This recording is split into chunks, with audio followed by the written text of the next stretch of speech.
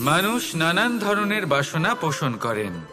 তাদের নানান ইচ্ছে থাকে, অভিলাষা থাকে, নানান কামনা করতে থাকেন, স্বপ্ন দেখেন, প্রার্থনা করেন যেন তা সফল হয়, নিজের সম্পন্নতা কামনা করেন, আর শেষে নিরাশ হয়ে যান কারণ এসব কিছুই পান না। আপনাকে একটা ছোট্ট উদাহরণ দিই।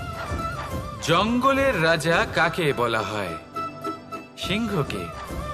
এবার যেহেতু সিংহ বনের রাজা, তাই হরিণ তো তার কাছে এসে এটা বলতে পারে না যে আপনি হলেন বনের রাজা, তাই আপনি আমাকে মেরে ফেলুন, আমাকে খেয়ে ফেলুন আর নিজের ক্ষুধা নিবারণ করুন।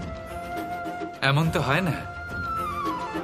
সিংহ যতই বনের রাজা হোক, তাকেও পরিশ্রম অবশ্যই করতে হয়, তবেই তার ক্ষুধা নিবারণ হয়।